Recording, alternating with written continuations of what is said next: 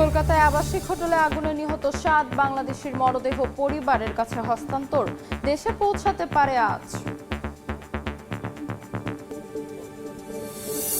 যুক্তরাষ্ট্রের অর্থনৈতিক অভিযানের হুমকি, ব্যর্থ নীতির পুনরাবৃত্তি, বলছে ইরান। নিষেধাজ্ঞা নয়, রাজনৈতিক কূটনৈতিক সমাধান চায় বেইজিং। ইয়েলো লাইন বসিয়ে গাজায় নির্বিচারে ইসরায়েলি গুলি, পশ্চিম তীরেও ব্যাপক তাণ্ডব, নিহত ৫। নেতানিয়াহুর বিরুদ্ধে ইন্টারপোলের রেড নোটিশ জারির অনুরোধ তুরস্কের। রুশ ড্রোন হামলায় ইউক্রেনে নিহত ১৪, আহত শতাধিক। সন্ত্রাসী কর্মকাণ্ড আখ্যা জেলেনস্কির, কয়েকজন সাবেক ইউক্রেনীয় সেনা রাশিয়ার পক্ষে যোগ দিয়েছে, দাবি মস্কোর। এবং যুক্তরাষ্ট্র উত্তর কোরিয়ার কূটনৈতিক টানাপোড়েন, পারমাণবিক মর্যাদা চেয়ে ট্রাম্পের বৈঠকের প্রস্তাব প্রত্যাখ্যান, কিম প্রশাসনের কঠিন শর্ত আরোপের আভাস।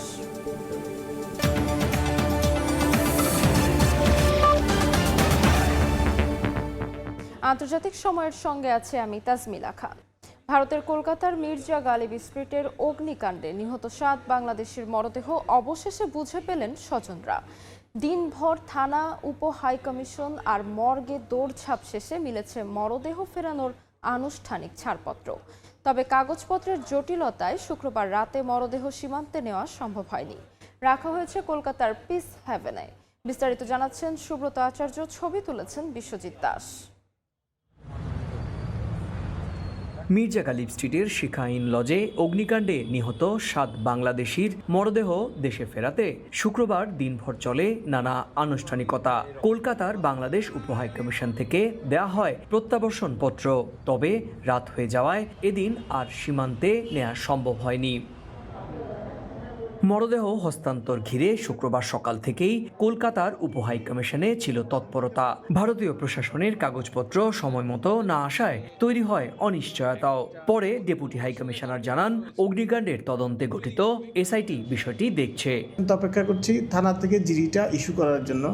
থানা থেকে জিডি ইস্যু করা হলেই আসলে আমরা তাদেরকে পাঠিয়ে দিব এফআরআরওতে, এবং এফআরআরও তাদের এনওসি ইস্যু করলে সেই লাশগুলো বাংলাদেশের উদ্দেশ্যে রওনা হয়ে যাবে। ওদের ছেলে জানান, মায়ের দাহ ভারতে তার মামার বাড়িতেই করতে চান।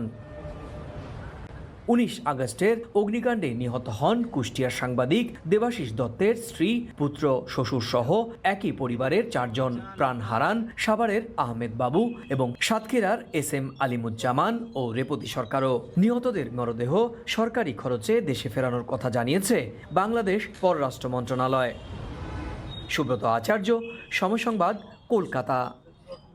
মার্কিন অর্থনৈতিক অভিযানের হুমকিকে ব্যর্থ নীতির পুনরাবৃত্তি আখ্যা দিয়েছে ইরান।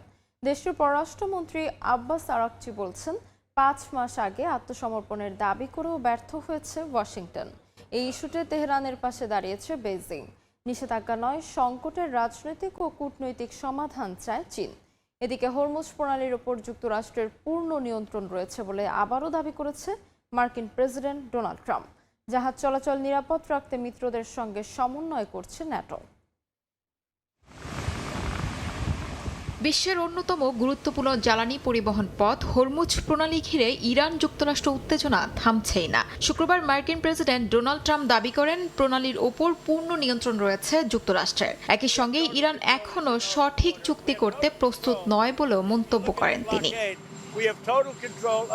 যুক্তরাষ্ট্রের ভয়াবহ অর্থনৈতিক অভিযানের হুমকিকে পুরনো ও ব্যর্থ নীতির পুনরাবৃত্তি আখ্যা দিয়েছেন ইরানের পররাষ্ট্রমন্ত্রী আব্বাস আরাকচি। তার দাবি, আগের নিষেধাজ্ঞার মতো নতুন এই চাপের কৌশলও ব্যর্থ হতে বাধ্য। শুক্রবার পররাষ্ট্রমন্ত্রী বলেন, ৫ মাস আগে নিঃশর্ত আত্মসমর্পণের দাবি করেও তা ব্যর্থ হয়েছে ওয়াশিংটন। সবচেয়ে চূর্ণকারী অর্থনৈতিক অভিযানের হুমকিও ব্যর্থ হবে। ইরানকে অর্থনৈতিকভাবে চাপে ফেলার উদ্যোগে চীনকে যুক্ত হওয়ার আহ্বান জানিয়েছিল যুক্তরাষ্ট্র, তবে সেই আহ্বান প্রত্যাখ্যান করেছে বেইজিং। চীনের পররাষ্ট্র মন্ত্রণালয়ের মুখপাত্র লি জিয়াং বলেন, নিষেধাজ্ঞা ও চাপ কোনো সমাধান নয়, সংশ্লিষ্ট পক্ষগুলোকে দায়িত্বশীল আচরণ এবং রাজনৈতিক ও কূটনৈতিক পথে সমাধান খুঁজতে হবে। এদিকে হরমুজ প্রণালীতে বাণিজ্যিক জাহাজ চলাচল নিরাপদ রাখতে মিত্র দেশগুলোর সঙ্গে সমন্বয় করছে ন্যাটো। তবে সরাসরি ন্যাটো বাহিনী মোতায়েন কিংবা কোনো সামরিক অভিযান চালানোর পরিকল্পনা নেই বলে জানিয়েছে জোটটি। বরং সদস্য দেশগুলো নিজেদের উদ্যোগে জাহাজের নিরাপত্তা নিশ্চিত করতে কিভাবে সমন্বিতভাবে কাজ করতে পারে সেই সহযোগিতাই দিচ্ছে ন্যাটো। পাশাপাশি যুক্তরাজ্য ও ফ্রান্সের নেতৃত্বে প্রায় 12টি দেশের আলাদা একটি জোট ও উত্তেজনা কমলে বাণিজ্যিক জাহাজকে নিরাপত্তা দেওয়ার পরিকল্পনা করছে। শিউলি রোসা, সময় সংবাদ। যুদ্ধের 6 মাসে ভয়াবহ অর্থনৈতিক সংকটে ইরান। চালের দাম বেড়েছে 60%, গরুর মাংস 150%। মার্কিন নিষেধাজ্ঞা আর নৌ অবরোধের কারণে বিদেশে তেল রফতানি কঠিন হয়ে পড়ায় কমেছে বৈদেশিক আয়। এর মধ্যে যুদ্ধ শুরুর মাত্র 3 মাসেই 10 লাখের বেশি মানুষ চাকরি হারিয়েছেন বলে দাবি ইরানের শ্রম মন্ত্রণালয়ের এক কর্মকর্তার। এমন পরিস্থিতিতেও যুক্তরাষ্ট্রের চাপের কাছে নতি স্বীকারে নারাজ ইরান।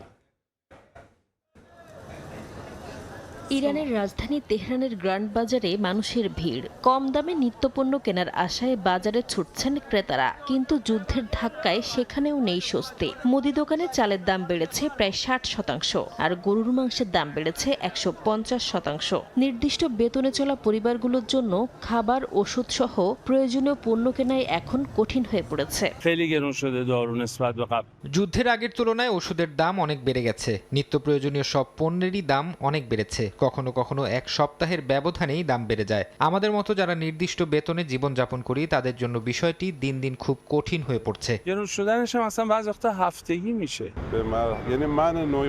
মানুষ এখন খুব কষ্টে সংসার চালাচ্ছেন। অনেকেরই কেনার সামর্থ্য নেই, তাই কম কিনছে। দোকানেও ক্রেতার সংখ্যা কমে গেছে। যুদ্ধ শুরুর পর নানা নিষেধাজ্ঞা ও নৌ অবরোধে চাপে পড়েছে ইরানের অর্থনীতি। দেশটির প্রধান রপ্তানি পণ্য তেল বিদেশে পাঠানো কঠিন হয়ে পড়ায় কমেছে বৈদেশিক আয়। এর মধ্যেই বাড়ছে বেকারত্ব। ইরানের শ্রম মন্ত্রণালয়ের এক কর্মকর্তার দাবি, যুদ্ধ শুরুর মাত্র 3 মাসেই 10 লাখের বেশি মানুষ চাকরি হারিয়েছেন। এমন পরিস্থিতিতে আন্তর্জাতিক মুদ্রা তহবিলের পূর্বাভাস বলছে, বছরের শেষ নাগাদ ইরানে মূল্যস্ফীতি 70% পৌঁছাতে পারে। সংকুচিত হতে পারে অর্থনীতিও। উৎপাদনের চেয়ে বেশি জ্বালানি ব্যবহার করায় পেট্রোলের দাম বাড়ানোর চাপ বাড়ছে। যুদ্ধের আগেই অর্থনৈতিক সংকটে ক্ষুব্ধ ইরানিরা, তাই দাম বাড়লে নতুন করে বিক্ষোভ ছড়িয়ে পড়ার আশঙ্কা রয়েছে।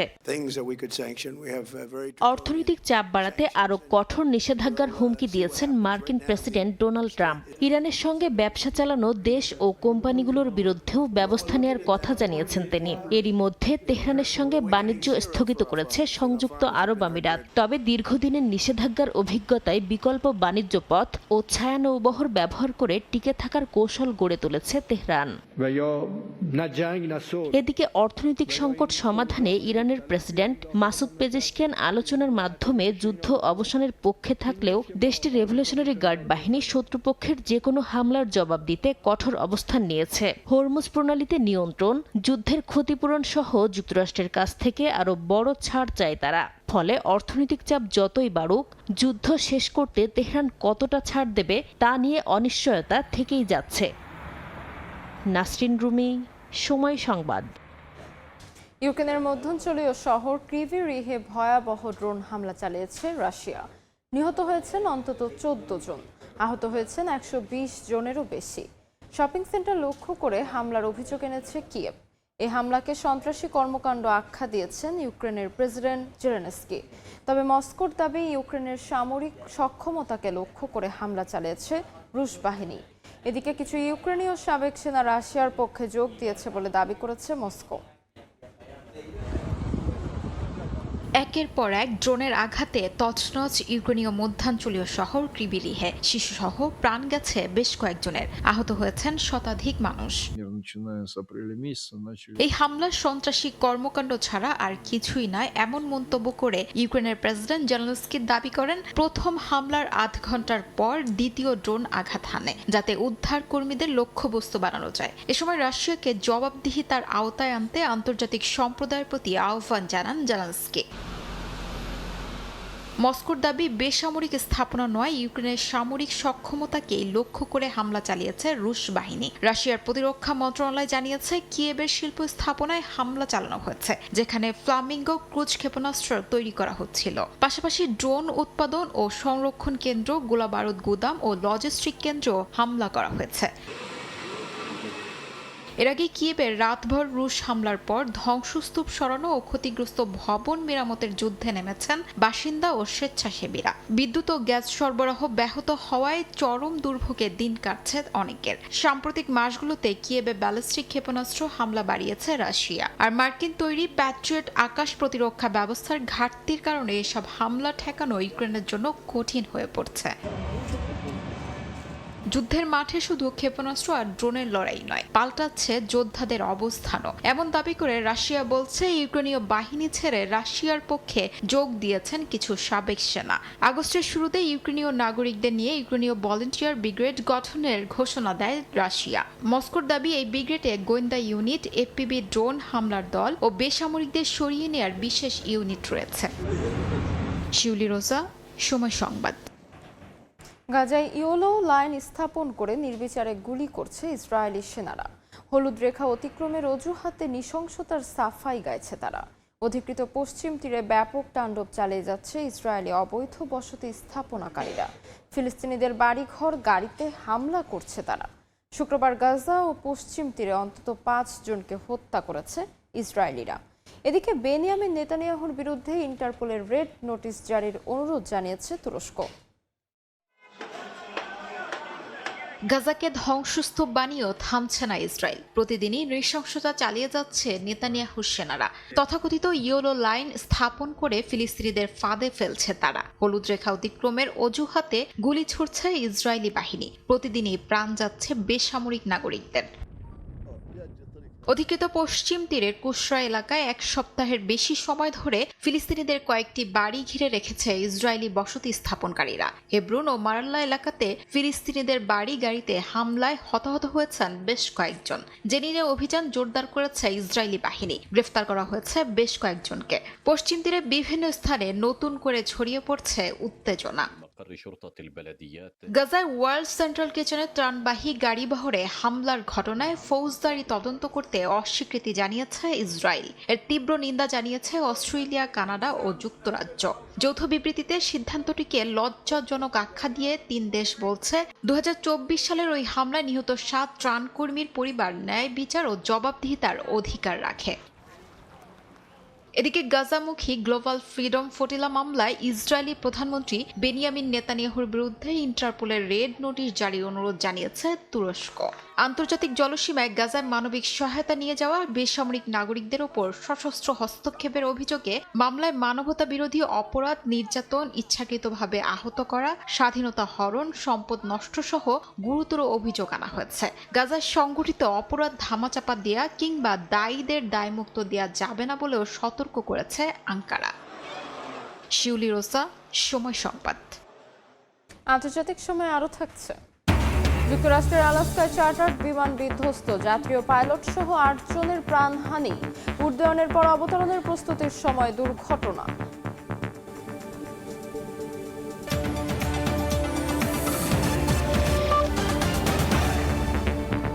যুদ্ধবিরতির মধ্যেই দক্ষিণ লেবাননে ফের হামলা চালিয়েছে ইসরায়েল। মানবাধিকার সংগঠনগুলোর অভিযোগ, লেবাননে বেসামরিক অবকাঠামো পরিকল্পিতভাবে ধ্বংস করেছে নেতানিয়াহু বাহিনী। অন্যদিকে ইসরায়েলকে চুক্তি মানতে বাধ্য করতে চাপ প্রয়োগে ইতালির প্রতি আহ্বান জানিয়েছেন লেবানিজ প্রেসিডেন্ট। যুদ্ধবিরতি কার্যকর থাকার মধ্যেই দক্ষিণ লেবাননের একটি স্থাপনায় বিমান হামলা চালিয়েছে ইসরায়েল। শুক্রবার ইসরায়েলি সেনাবাহিনী জানায় বারাশিদ গ্রামের একটি স্থাপনা লক্ষ্য করে হামলা চালানো হয়েছে। তাদের দাবি, ওই হামলায় কয়েকজন সন্দেহভাজন নিরাপত্তা বেষ্টনীর সীমা অতিক্রম করে একটি স্থাপনায় প্রবেশ করেছে। তারা ইসরায়েলি সেনাদের জন্য হুমকি তৈরি করায় বিমান বাহিনী ওই স্থাপনায় হামলা চালায় বলে দাবি করেছে ইসরায়েল। একই দিনে সীমান্তবর্তী মেইস আল জাভাল গ্রামে গোলাগুলির পাশাপাশি ইসরায়েলি সেনা, সামরিক যান ও ট্যাঙ্কারের উপস্থিতি দেখা যায়। পাশাপাশি সীমান্তের কাছে মোতায়েন রয়েছে ইসরায়েলি সেনারা। গোলাগুলি ও বিস্ফোরণের ঘটনা ঘটলেও হামলার নির্দিষ্ট লক্ষ্য ও হতাহতের বিষয়ে বিস্তারিত তথ্য পাওয়া যায়নি। এছাড়াও দক্ষিণ লেবাননের দেশ সিরিয়ান শহরের কাছে দোহা কাফুর ও আলমসির এলাকাতেও হামলা চালিয়েছে ইসরায়েলি বাহিনী। মানবাধিকার সংগঠনগুলোর অভিযোগ, লেবাননে বেসামরিক অবকাঠামো পরিকল্পিতভাবে ধ্বংস করেছে ইসরায়েল।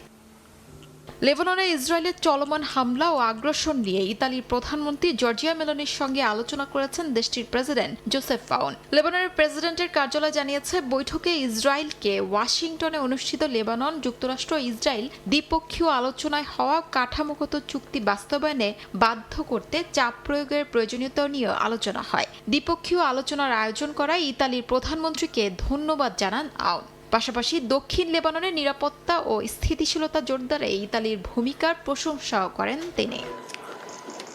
শিউলি রোসা, সময় সংবাদ। উত্তর কোরিয়া ও যুক্তরাষ্ট্রের মধ্যে চলছে কূটনৈতিক টানাপোড়েন।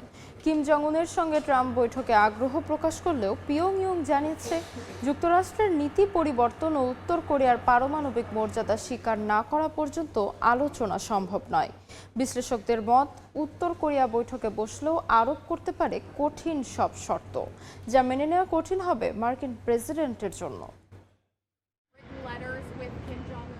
মার্কিন প্রেসিডেন্ট ডোনাল্ড ট্রাম্প দীর্ঘদিন ধরে দাবি করে আসছেন, উত্তর কোরিয়ার সর্বোচ্চ নেতা কিম জং উনের সঙ্গে তার চমৎকার সম্পর্ক আছে। সম্প্রতি দক্ষিণ কোরিয়ার সঙ্গে যুক্তরাষ্ট্রের সামরিক মহড়াকে পিয়ংইয়ংয়ের জন্য শত্রু ভাবাপন্ন উল্লেখ করে তা কমানোর নির্দেশও দেন ট্রাম্প। দুই নেতার মধ্যে চমৎকার সম্পর্কের কথা স্বীকার করলেও উনের প্রভাবশালী বোন কিম ইয়ো জং এর অভিযোগ, উত্তর কোরিয়ার প্রতি ট্রাম্পের নীতি এখনও বৈরী। এমন পাল্টাপাল্টি কূটনৈতিক বার্তার পরপরই জাপানের সামরিক প্রস্তুতি ও মার্কিন কৌশলকে চ্যালেঞ্জ জানিয়ে নিজেদের পূর্ব উপকূলে প্রায় 10টি ব্যালিস্টিক ক্ষেপণাস্ত্র পরীক্ষা চালিয়েছে উত্তর কোরিয়া। বিশ্লেষকদের মতে, পিয়ংইয়ং এখন মার্কিন নীতিতে বড় ধরনের পরিবর্তনের শর্ত দিয়েই কেবল আলোচনার টেবিলে বসতে চায়, যা পূরণ করা ওয়াশিংটনের জন্য অত্যন্ত কঠিন। বিশ্লেষকরা মনে করেন, উত্তর কোরিয়া বৈঠকে বসলেও যুক্তরাষ্ট্রের কাছ থেকে বড় কোনো ছাড় আদায় করতে পারে। কিয়ংনাম বিশ্ববিদ্যালয়ের এক বিশেষজ্ঞ বলছেন, কিমের সঙ্গে ট্রাম্পের ব্যক্তিগত সম্পর্ক ভালো থাকলেও উত্তর কোরিয়া জাতীয় নিরাপত্তার স্বার্থের সঙ্গে আপোষ করবে না। পিয়ংইয়ং ইঙ্গিত দিচ্ছে, ব্যক্তিগত কূটনীতির একটি সীমা আছে এবং এটি কৌশলগত অগ্রাধিকারকে ছাপিয়ে যাবে না।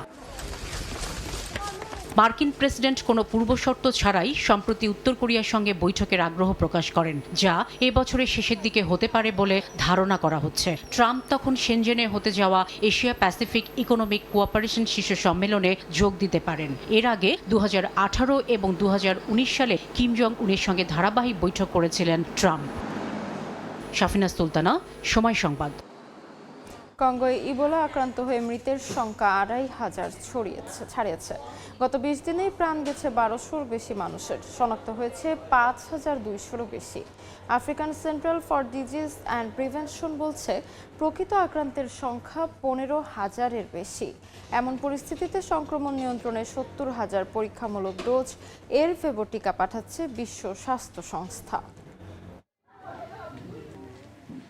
কঙ্গোতে দ্রুত গতিতে বাড়ছে ইবোলার সংক্রমণ ও মৃত্যু। দেশটির ইতিহাসে সবচেয়ে ভয়াবহ প্রাদুর্ভাবে রূপ নেয়া প্রাণঘাতী ভাইরাসে 2,500-এর বেশি মানুষ প্রাণ হারিয়েছেন। জাতিসংঘ বলছে, গত 20 দিনেই মারা গেছেন 1200-রও বেশি। সরকারি হিসেবে আক্রান্ত ছাড়িয়েছে 5,200। তবে Africa central for disease and prevention জানিয়েছে, তারা কেবল 30-40% শনাক্ত করতে পারছেন। সেই হিসেবে প্রকৃত আক্রান্তের সংখ্যা 15,000-এর বেশি হতে পারে বলে তাদের ধারণা।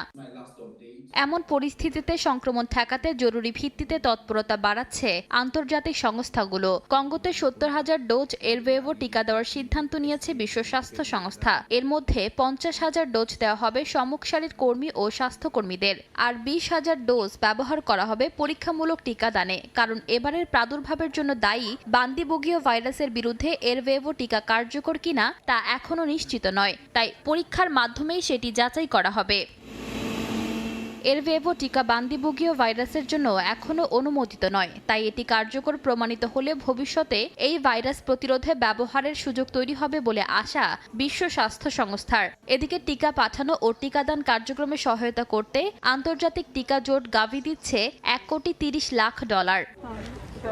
কঙ্গোর বিশাল একটি অঞ্চলে ছড়িয়ে পড়েছে ইবোলা, যার আয়তন ফ্রান্সের চেয়েও বড়। দুর্বল স্বাস্থ্য ব্যবস্থার কারণে দুর্গম এলাকায় চিকিৎসা পৌঁছানো কঠিন হয়ে পড়েছে। এদিকে জাতিসংঘ ও কঙ্গো সরকার চিকিৎসা সক্ষমতা বাড়ানো, রোগ শনাক্তকরণ সহ নজরদারি জোরদার করেছে। জাতিসংঘ সতর্ক করে বলছে, ইবোলা সংক্রমণ কমানো না গেলে পার্শ্ববর্তী দেশগুলোতেও ছড়িয়ে পড়তে পারে। ইশিতা আক্তার, সময় সংবাদ। দেখছেন আন্তর্জাতিক সময়। অ্যালটেক অ্যালুমিনিয়াম, গড়ে উঠছে আগামী শহর। যুক্তরাষ্ট্রের ক্যাপিটল হিলে বোমা হামলা এবং আইন প্রণেতাদের হত্যার ষড়যন্ত্রের অভিযোগে এক নারীকে গ্রেফতার করা হয়েছে। কর্তৃপক্ষের মতে হামলা চালানোর জন্য একটি বিস্ফোরক যন্ত্র ব্যবহারের ষড়যন্ত্র করেছিলেন জেসিকা বোয়ে নামের ওই নারী। তার বিরুদ্ধে ইসলামিক স্টেটকে বস্তুগত সহায়তা দেওয়ার চেষ্টার অভিযোগও আনা হয়। বলা হচ্ছে, তিনি অডিও রেকর্ডিংয়ে ইসলামিক স্টেটের প্রতি আনুগত্যের শপথ নিয়েছিলেন এবং কমপক্ষে 5 বার ক্যাপিটল হিলে নজরদারি চালিয়ে কয়েক ডজন ছবি তুলেছিলেন।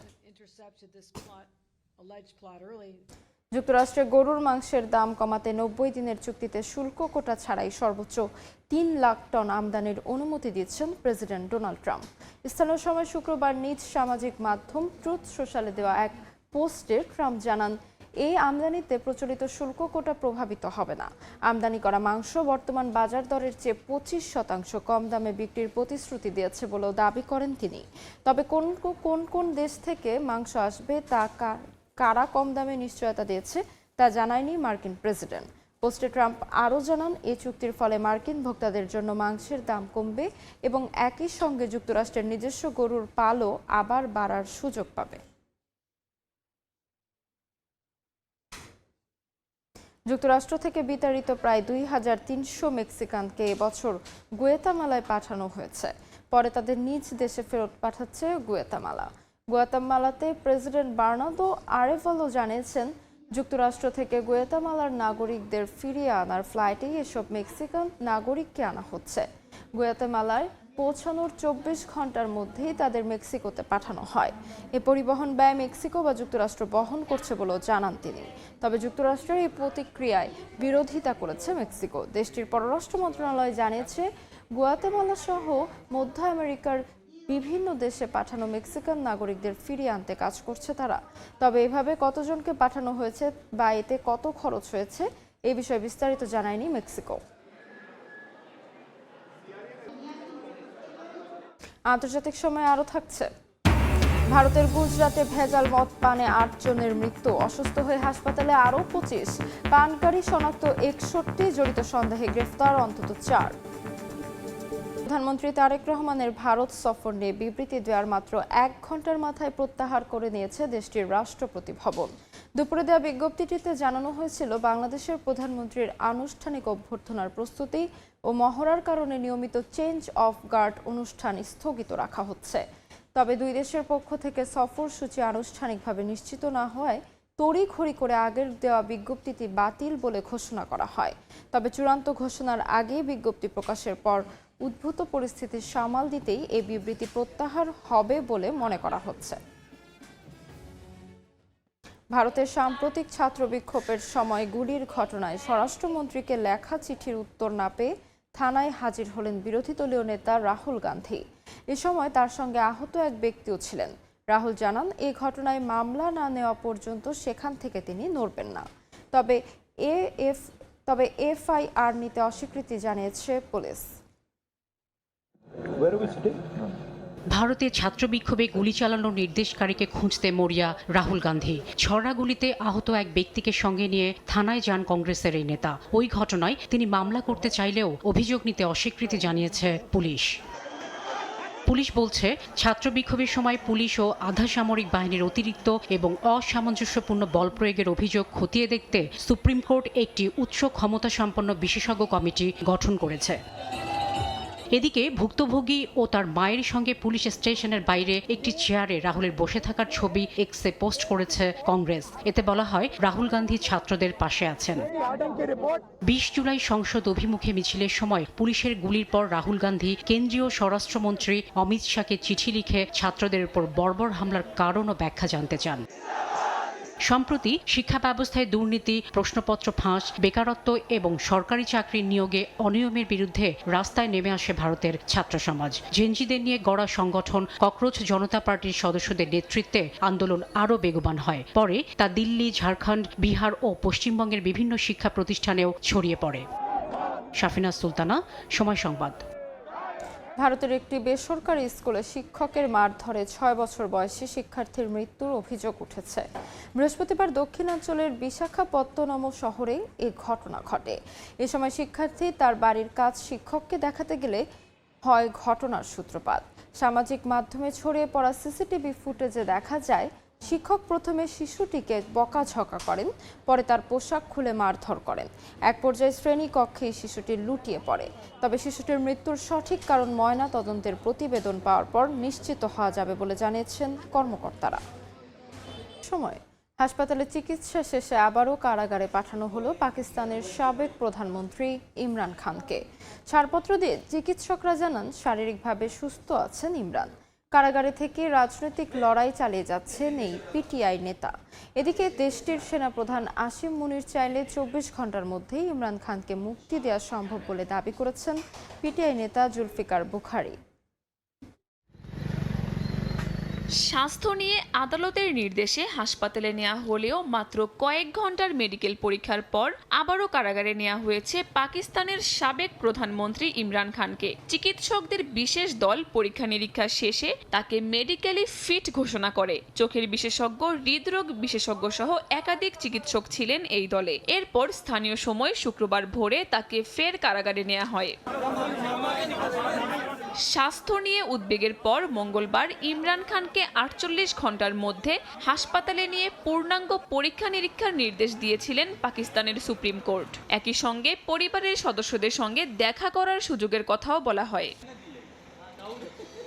দীর্ঘদিন ধরে দৃষ্টিশক্তির সমস্যা ও অন্যান্য শারীরিক জটিলতার কথা জানিয়ে আসছেন ইমরান খানের আইনজীবীরা। অভিযোগ ছিল কারাগারে প্রয়োজনীয় বিশেষায়িত চিকিৎসা পাচ্ছেন না তিনি। এমনকি গেল ফেব্রুয়ারিতে তার আইনজীবী দাবি করেন ডান চোখে মাত্র 15% দৃষ্টিশক্তি অবশিষ্ট রয়েছে। তবে এই অভিযোগ অস্বীকার করেছে পাকিস্তান সরকার।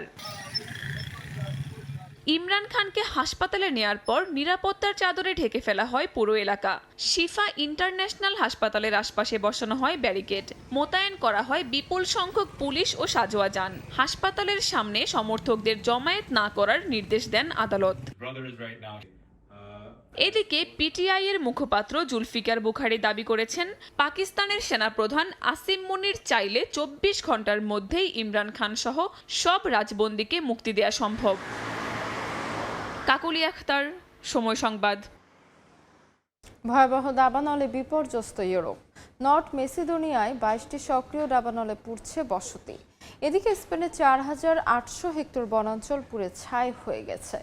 অন্যদিকে সার্বিয়াকে সহায়তায় দেশটিতে পৌঁছেছে রাশিয়ান বিমান। পর্তুগালেও আগুন নিয়ন্ত্রণে হিমশিম খাচ্ছে জরুরি সেবাদান কর্মীরা। ইউরোপ জুড়ে দাবানলের ভয়াবহ তাণ্ডব। উত্তর মেসিডোনিয়ায় বৃহস্পতিবার সক্রিয় ছিল 22টি দাবানল। স্থানীয় বাসিন্দাদের সঙ্গে আগুন নেভাতে মাঠে নামেন দমকল কর্মীরাও। পুলিশের হেলিকপ্টার ও অগ্নি নির্বাপন সরঞ্জাম ব্যবহার করেও নিয়ন্ত্রণের বাইরে আগুন। শুক্রবার তাপমাত্রা 42 ডিগ্রি সেলসিয়াসে পৌঁছানোর পূর্বাভাস থাকায় নতুন করে আগুন ছড়িয়ে পড়ার আশঙ্কা তৈরি হয়েছে। শুধু উত্তর মেসিডোনিয়ায় নয়, দাবানলে পুড়ছে ইউরোপের আরও কয়েকটি দেশ। স্পেনের লাস হুরদেসে 4800 হেক্টর বনাঞ্চল এরই মধ্যে পুড়ে গেছে। নিরাপদে সরিয়ে নেওয়া হয়েছে প্রায় 800 মানুষকে। আগুনের বিস্তার ঠেকাতে 270 জন জরুরি সেবাকর্মীর পাশাপাশি মোতায়েন করা হয়েছে 24টি অগ্নি নির্বাপন বিমান। এদিকে সার্বিয়া 3 সপ্তাহের বেশি সময় ধরে জ্বলছে ভয়াবহ দাবানলে। দেশটির উত্তরাঞ্চলে আগুন নিয়ন্ত্রণে রাশিয়ার সহায়তা চেয়েছে বেলগ্রেড। বিশেষ অগ্নি নির্বাপন সরঞ্জাম নিয়ে সার্বিয়ায় পৌঁছেছে রাশিয়ার ইল-76 বিমান। পুড়ে গেছে 3500 হেক্টরের বেশি বন। মোতায়েন করা হয়েছে 300-র বেশি দমকল কর্মী। একই চিত্র পর্তুগালেও। দেশটির আরকায় পড়েছে অন্তত ৩,০০০ হেক্টর এবং তোরেদো মনকরভোতে ৭০০ হেক্টর এলাকা। আগুন নিয়ন্ত্রণে মাঠে রয়েছেন ১,২০০-র বেশি দমকল কর্মী। আহত হয়েছেন কয়েকজন। সব মিলিয়ে তীব্র তাপপ্রবাহ, শুষ্ক আবহাওয়ায় ইউরোপের বিস্তীর্ণ অঞ্চলে বাড়ছে দাবানলের ঝুঁকি। ফারদিন মাঝহার, সময় সংবাদ। প্রকৃতির ভয়াবহ রূপে একের পর এক দুর্যোগের মুখে বিশ্ব।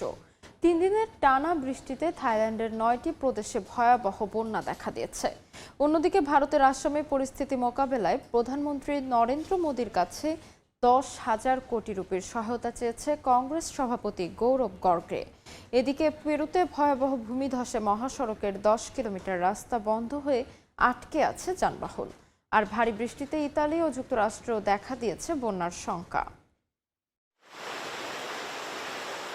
হু হু করে বাড়ছে বন্যার পানি। টানা বৃষ্টিতে থাইল্যান্ডের ৯ প্রদেশে বন্যা দেখা দিয়েছে। প্লাবিত হয়েছে বিভিন্ন এলাকা। সামনে আরও বৃষ্টির পূর্বাভাস থাকায় নতুন করে বন্যার আশঙ্কাও রয়েছে। পরিস্থিতি মোকাবিলায় হেলিকপ্টার, নৌকা, পানির পাম্প, উদ্ধারযান মোতায়েন করেছে কর্তৃপক্ষ। খোলা হয়েছে ২৮টি অস্থায়ী আশ্রয় কেন্দ্র। একই পরিস্থিতি ভারতের আসামেও। ভয়াবহ বন্যায় ক্ষতিগ্রস্ত হয়েছে সড়ক, দোকানপাট, বসতবাড়ি ও শিক্ষা প্রতিষ্ঠান। পরিস্থিতি মোকাবিলায় প্রধানমন্ত্রী নরেন্দ্র মোদীর কাছে ১০,০০০ কোটি রুপি চেয়েছেন আসাম কংগ্রেস সভাপতি গৌরব গগৈ।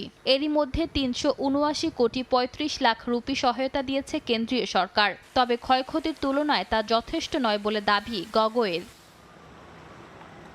দক্ষিণ আমেরিকার ব্রাজিল উরুগুয়ের সীমান্তে ভারী বৃষ্টিতে বন্যা সৃষ্টি হয়েছে। ব্রাজিলের জাগুয়ারাও শহরে প্রায় ৪০ পরিবারকে সরিয়ে নেওয়া হয়েছে। এদিকে পেরুর পরিস্থিতি আরও কঠিন। ভূমিধসে একটি এলাকার মহাসড়কে প্রায় ১০ কিলোমিটার যান চলাচল বন্ধ হয়ে যায়। ওই এলাকায় টানা ৪ দিন ধরে আটকে আছে ট্রাক, বাস ও যাত্রীরা। নষ্ট হতে শুরু করেছে মাছ, ফল ও সবজির চালান।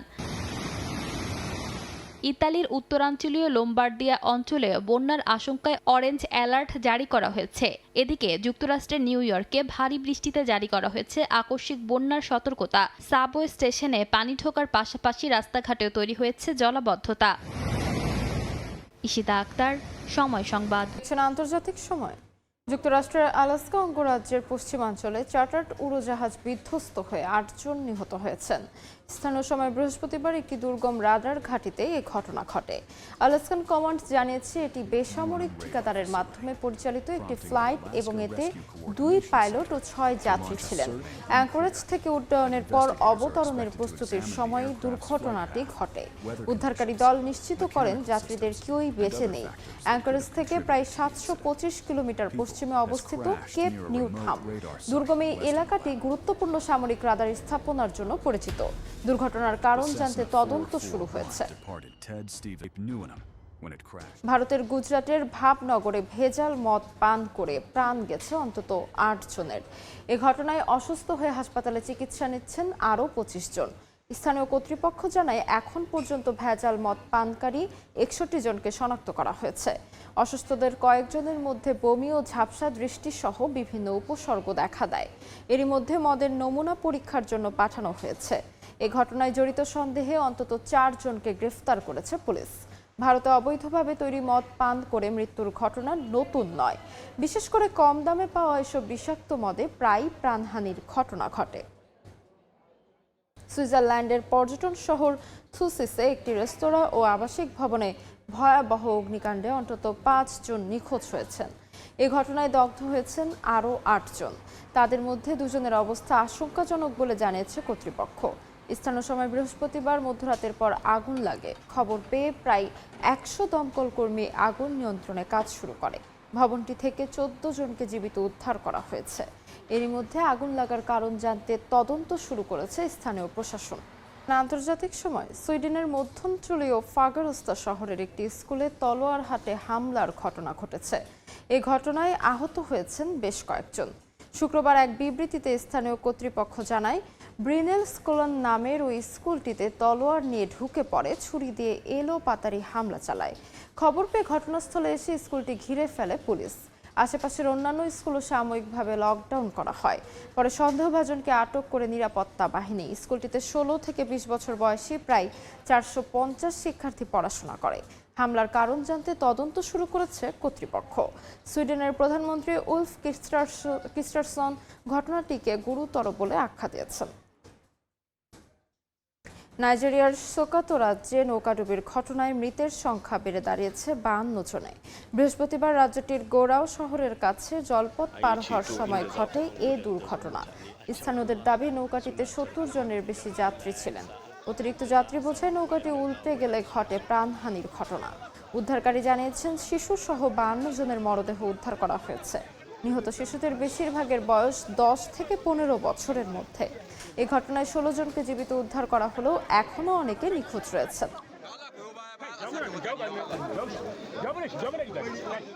অবশেষে মালয়েশিয়ায় বাংলাদেশি কর্মী পাঠানোর প্রক্রিয়া এগিয়েছে এক ধাপ। দেশটির ফরেন ওয়ার্কার্স সেন্ট্রালাইজ ম্যানেজমেন্ট সিস্টেমে বাংলাদেশের নিবন্ধিত 25টি রিক্রুটিং এজেন্সি ও 46টি অনুমোদিত মেডিকেল সেন্টারের তালিকা প্রকাশ করা হয়েছে। দুই দেশের পক্ষ থেকে আনুষ্ঠানিক ঘোষণা না এলেও পোর্টালে তথ্য হালনাগাদ হওয়ায় কর্মী নিয়োগ পুনরায় শুরুর ইঙ্গিত মিলছে। মালয়েশিয়া থেকে মোহাম্মদ আব্দুল কাদেরের রিপোর্ট। মালয়েশিয়ার শ্রমবাজারে গতি ফেরাতে নতুন পদক্ষেপ নিয়েছে দেশটি।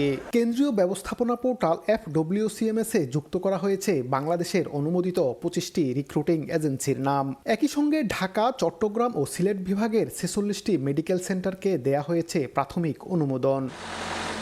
তথ্য হালনাগাদে প্রবাসী কর্মী ও অভিবাসন খাতে তৈরি হয়েছে নতুন আশার সঞ্চার। তালিকা প্রকাশে স্বাস্থ্য পরীক্ষা ও এজেন্সি বাছাইয়ের জটিলতা কমবে বলে মনে করছেন সংশ্লিষ্টরা। তাদের আশা, কূটনৈতিক পর্যালোচনা শেষে দ্রুতই কর্মী পাঠানোর আনুষ্ঠানিক প্রক্রিয়া শুরু হবে।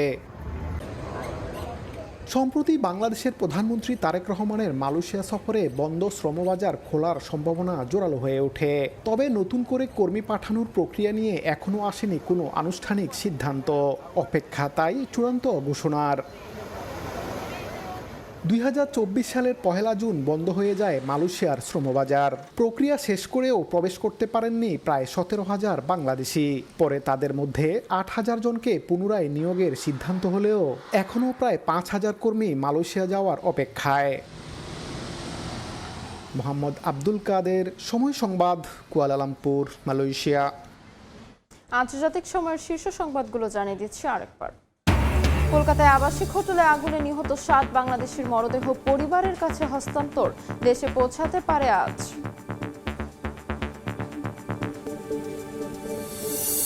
যুক্তরাষ্ট্রের অর্থনৈতিক অভিযানের হুমকি ব্যর্থ নীতির পুনরাবৃত্তি বলছে ইরান। নিষেধাজ্ঞা নয়, রাজনৈতিক ও কূটনৈতিক সমাধান চায় বেইজিং। এবং ইয়েলো লাইন বসিয়ে গাজায় নির্বিচারে ইসরায়েলি গুলি, পশ্চিম তীরেও ব্যাপক তাণ্ডব, নিহত 5। নেতানিয়াহুর বিরুদ্ধে ইন্টারপোলের রেড নোটিশ জারির অনুরোধ তুরস্কের।